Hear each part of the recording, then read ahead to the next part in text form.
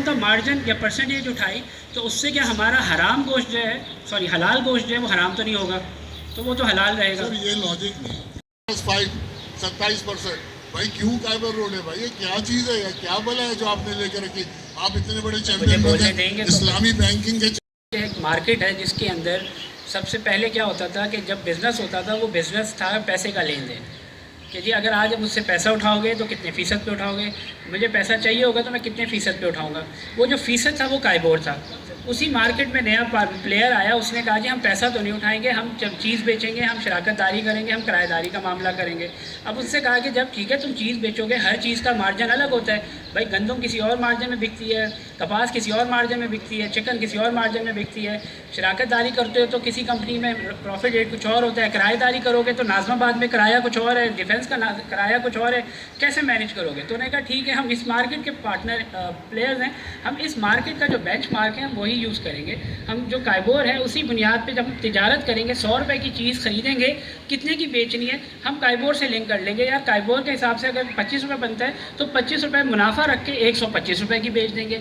अगर हमने किराया रखना है तो लाख रुपए का घर है तो किराया कितने हिसाब से रखना है भाई, 25% काइबोर चल रहा है तो 25,000 रुपये के हिसाब से हम किराया चार्ज कर लेंगे किराया लेंगे या तिजारत करेंगे। अब सवाल ये आया कि आपने इसको अलग क्यों नहीं किया?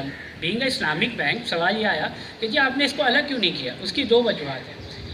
देखिए सबसे पहले बेंचमार्क, आप माशाल्लाह अगर आप बैंकर हैं तो आपको पता समझ होगी, मार्केट में बेंचमार्क कभी भी छोटा प्लेयर नहीं बनाता, बड़ा प्लेयर बनाता है। और मैंने अभी अपने बयान में बताया कि इस वक्त मार्केट में बेंचमार्क बनाने वाले कौन है? 75% जो कन्वेंशनल बैंकिंग कर रहे हैं। तो बेंचमार्क तो हमेशा वो बनाएंगे। तो दूसरा सवाल ये हो सकता है कि सर आप उसको फॉलो क्यों कर रहे हैं, आप अपने अलग बना लें। अब जब हम अलग बनाते हैं तो दो मसाइल आ सकते हैं हमारे साथ। दो मसाइल क्या आएंगे?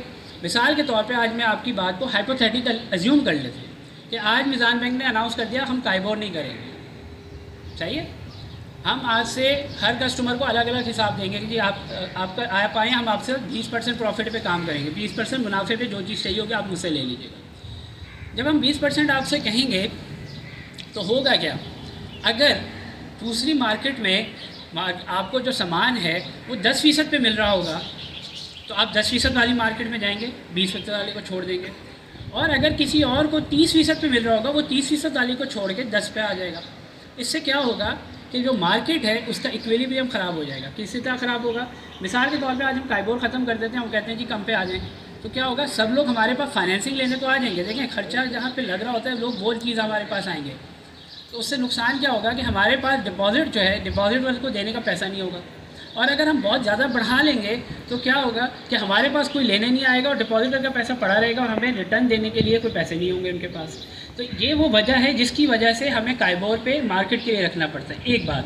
दूसरी बात ये है कि स्टेट बैंक ने हमें बिल्कुल कहा हुआ है कि आप काइबोर पे काम मत करेंगे। स्टेट बैंक ऑफ पाकिस्तान ने इस्लामिक बैंक्स को कहा हुआ है कि आपके ऊपर लाजमी नहीं है कि आप काइबोर पे काम करें। तो हमें कोई एतराज़ नहीं है, कस्टमर को एतराज़ है।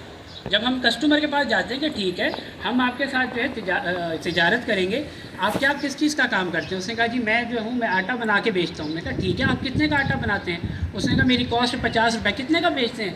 जी 150 रुपये। मैंने कहा ठीक है 50-50 कर ले। तो कस्टमर ने कैलकुलेटर निकाला, उसने कहा नहीं काइबोर सही है।